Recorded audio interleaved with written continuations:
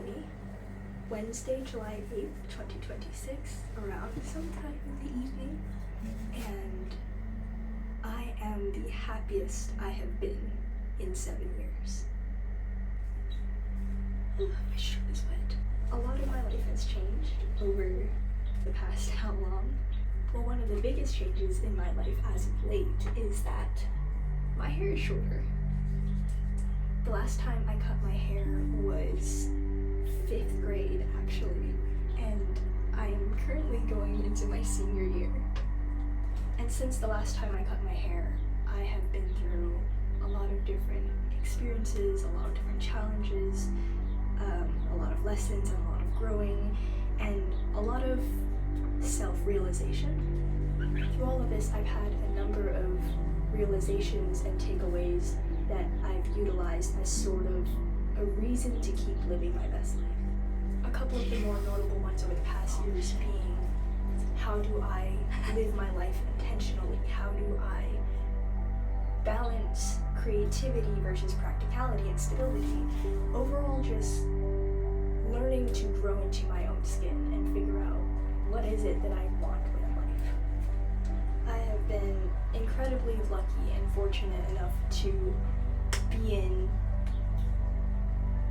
such an amazing community and friends and teachers turned mentors, even different experiences and whatnot, such as school camps or groups where we just talk about certain things with an adult or with our classmates that we don't often get to talk to all the time.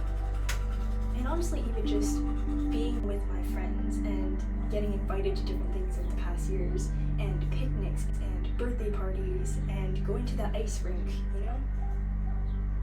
There's so many good things that have happened in my life.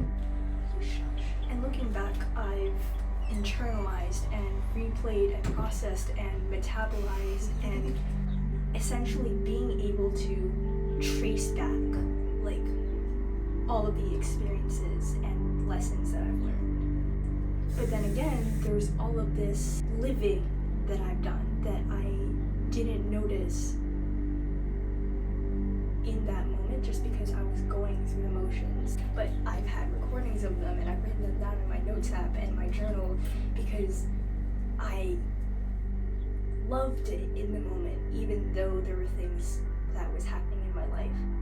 Every time I'm looking back and just reverse engineering myself and my life and trying to figure out how to just exist in a way where I can get through things to the best of my ability with the span of effort that I have or lack of.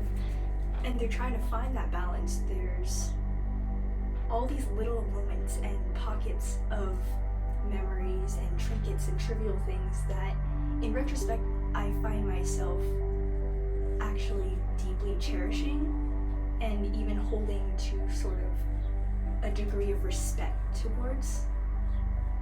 And I'm trying to be more communicative of those things and be more articulate about the things that matter to me in the moment. And just trying to be more intentional about the way that I approach the things that I value or have valued in the past. I want to live more intentionally, but also I've spent so much of my life trying to understand myself through those struggles that I've forgotten that there's also space to just live. There are so many aspects of my life that I become acutely aware of how limited people are in their exposure of who I actually am. You know, because they only see a glimpse of who I am and my personality and of my hobbies and habits and my values and the things that I hold close to me. There's only so many versions of someone that you can discover when you're at school, and then everyone goes home and we continue to be entire people, regardless of if we realize it or not.